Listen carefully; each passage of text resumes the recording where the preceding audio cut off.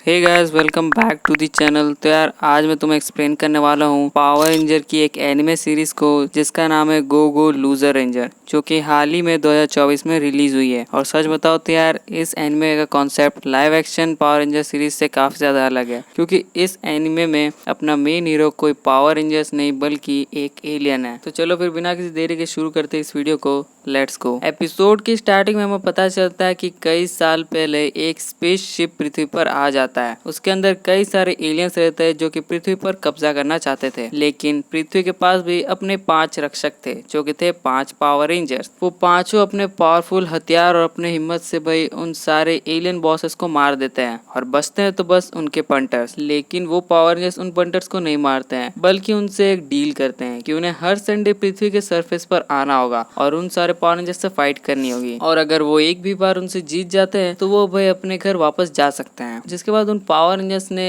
उस स्पेसशिप को जंजीर से पृथ्वी के साथ जोड़ दिया और हर संडे उन एलियन के साथ फाइट करते रहे। इसके बाद हमें अगले सीन में एक लड़के को दिखाया जाता है जो पावर रेंजर्स के अकेडमी में होता है। तभी उसके सामने एक लड़का एक लड़की आते हैं जो कि पावर रेंजर्स के ग्रुप में रहते हैं। वो दोनों मिलकर इस बंदे को कन्फेस कर रहे होते हैं कि भाई उसे पावर रेंजर अकेडमी को ज्वाइन कर लेना चाहिए। यहाँ पे वो बंदा समझ नहीं पाता है कि आखिर उससे पावर रेंजर अकेडमी को ज्वाइन करना चाहिए या नहीं, लेकिन यहाँ पे वो दोनों मिलकर काफी ज्यादा उसे समझाते हैं। जिसके बाद वो तैयार हो जाता है पावर रेंजर अकेडमी को ज्वाइन करने के लिए। तो यहाँ पे फिर सीन चेंज होता है और हम देख पाते हैं स्टेडियम में जहाँ पर एलियंस पहुंच चुके हैं और उनके पीछे हम एक एलियन बॉस को भी देख पाते हैं। मैं बता दूं कि ये एलियन बॉस रियल नहीं बल्कि फेक है। ये एलियन बॉस और कोई नहीं बल्कि इन पंटर्स में से कोई एक है जिसने अपना भेष बदला हुआ है। मैं बता दूं उनके पावर्स रीजनरेशन और बॉडी ट्रांसफॉर्मेशन है। ये जैसे चाहे अपने आप को रूप दे सकते हैं और ये कभी भी मारे नहीं जा सकते क्योंकि इनके पास रीजनरेशन पावर है। और इसीलिए उन्हीं में से एक पंटर ने अपने आप को एक फेक बॉस बना लिया है। और मैं बता दूं कि इन पंटरों का नाम डस्टर्स है और इन सभी के नाम अल्फाबेट के हिसाब से ए से लेकर जेड तक, किसी किसी के डबल भी है। और अपना मेन हीरो का नाम है डी। जिसके बाद हम देखते हैं कि यहाँ पावर रेंजर्स भी पहुंच जाते हैं और इन दोनों के बीच भाई फाइट शुरू हो जाती है। यहाँ पे एलियंस जो है वो काफी ज्यादा हमें पावरफुल पहले दिखाया जाते हैं, जो कि एक नाटक है जो कई सालों से चलते आ रही है। लेकिन आखिर में पावर रेंजर्स उन्हें हरा ही देते हैं और इस बार भी ऐसे ही होता है। यहाँ पावर रेंजर्स अपने हथियार से उन सभी एलियंस को मार देते हैं। जिसके बाद वो सारे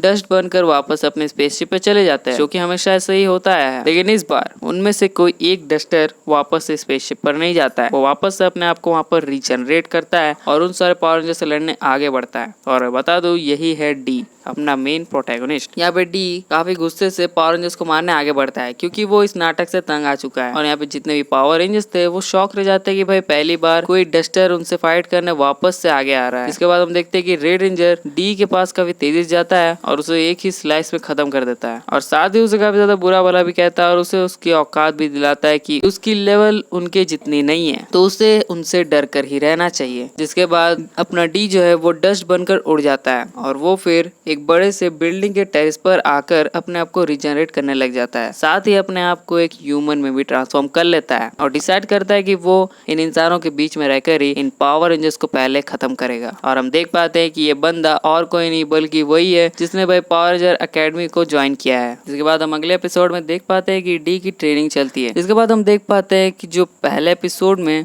वो लड़का और लड़की जिन्होंने भाई डी को एकेडमी में ज्वाइन करवाया था वो सभी डी से मिलने आते हैं। और यही हमें पता चलता है कि जो लड़का है वो भाई पावर रेंजर एकेडमी में ट्रेनिंग ले रहा है जिसका नाम है हिबिकी, जो कि काफी लोअर पोजीशन पर है। वहीं हम बात करें लड़की की तो इसका नाम है यूमिको, जो कि येलो पावर रेंजर के 2nd रैंक पर है। तो तुम समझ ही सकते हो कि वो कितनी ज्यादा पावरफुल होगी। ये दोनों ही भाई डी के दोस्त बन जाते हैं। जिसके बाद ये तीनों मिलकर लंच करने जाते हैं, जहाँ ये तीनों ही लंच कर रहे होते हैं और बातें कर रहे होते हैं कि तभी एक बच्चा और उसकी माँ हिबिकी और यूमिको से मिलने आते हैं और उनसे फोटो भी खिंचवाते हैं क्योंकि भाई पिछले एपिसोड में उन दोनों ने एलियंस से उस बच्चे और उसकी माँ को बचाया था और इसी वजह से यहाँ पर वो दोनों ही हिबिकी और यूमिको के साथ फोटो खिंचवाते हैं। यहाँ पे हमें पता चलता है कि जितने भी मेंबर्स है पावर रेंजर्स के उन सभी को काम दिया जाता है और सभी के काम सबसे अलग होता है। यहाँ पे हमें पता चलता है कि हिबिकी को लंच करने के बाद पूरे टाउन के एक चक्कर मारना होगा और देखना होगा कि भाई सारी जगह सही है कि। और वहीं पे हिबिकी यूमिको से उसका मिशन पूछता है। यहाँ पे भाई यूमिको को मिशन दिया जाता है जहाँ उसे एक लेटर रेड रेंजर को देना है। जिसके बाद यहाँ पे यूमिको और हिबिकी दोनों ही अपने मिशन पर चले जाते हैं और ये सुनने के बाद डी को एक आइडिया आता है। यहाँ पर डी उस बच्चे को बुलाता है जिसके साथ भाई इन दोनों ने फोटो खिंचवाया और उस फोटो को देखकर अपना डी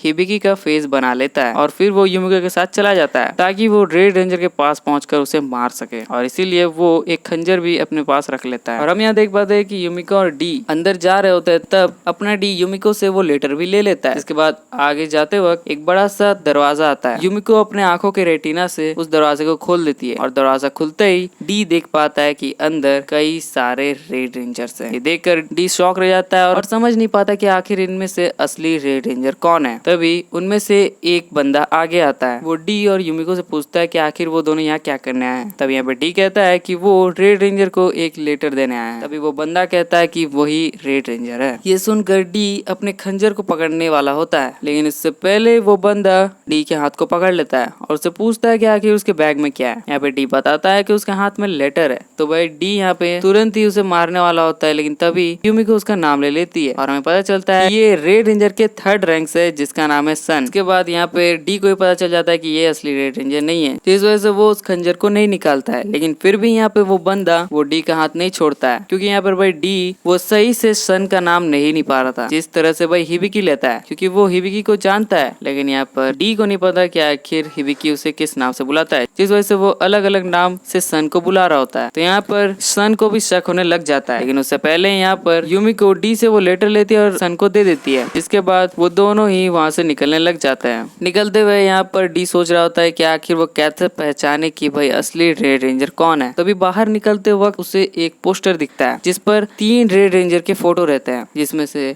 एक रेड रेंजर को डी ध्यान से देखता है और उसे याद आता है कि बैटलफील्ड में जब उसका सामना रेड रेंजर से हुआ था तब उसकी शक्ल इस बंदे से काफी ज्यादा मैच कर रही है। और तभी डी रेड रेंजर कहता है और उसी वक्त रेड रेंजर भी उसके बगल से जा रहा होता है और डी से रेड रेंजर की आवाज सुनकर रेड रेंजर उसकी ओर मुड़ता है और उसे पूछता है कि क्या बात है रेंजर। डी भाई इतने सामने रेड रेंजर को देखकर शॉक रह जाता है कि भाई ये तो फ्रीली अपने मास्क को हटाकर घूम रहा है। लेकिन यहाँ पे डी उसे मार नहीं पाता। यहाँ पर वो समझ ही नहीं पाता कि वो क्या करे और उससे पहले यूमिको उसे बाहर लेकर चली जाती है। यहाँ बाहर निकलते ही यूमिको डी से उसकी नाइफ मांगती है और यहाँ पर डी भी उसे वो नाइफ दे देता है। वो ये भूल ही चुका था कि यूमिको को पता ही नहीं कि वो एक एलियन है, जिसके बाद तुरंत ही यूमिको उसके गले को काट देती है और उससे भी रियलाइज हो जाता है कि यूमिको को पता चल चुका है कि वो एक एलियन है। यहाँ पर भाई यूमिको समझाती है कि उसका बिहेवियर हिबिके से काफी ज्यादा अलग था, लेकिन यहाँ पर यूमिको इस बात को किसी भी पावर रेंजर को नहीं बताती है, बल्कि यहाँ पर यूमिको डी का साथ देती है और उससे कहती है कि पावर रेंजर्स को हराने में वो उसका साथ देगी। इसके बाद हम देख पाते हैं कि तुरंत ही वहाँ हिबिकी भी पहुंच जाता है और यहाँ पर हिबिकी के आने से पहले ही डी अपने फेस को भी बदल लेता है। यहाँ पर हिबिकी कहता है कि रिवर के साइड एक एलियन को देखा गया। ये सुनकर डी शॉक रह जाता है, क्योंकि आज संडे नहीं है, जिस वजह से किसी भी एलियन को पृथ्वी पर नहीं होना चाहिए था। ये सुनने के बाद डी वहाँ से चला जाता है। इसके बाद हम देख पाते हैं कि एलियन को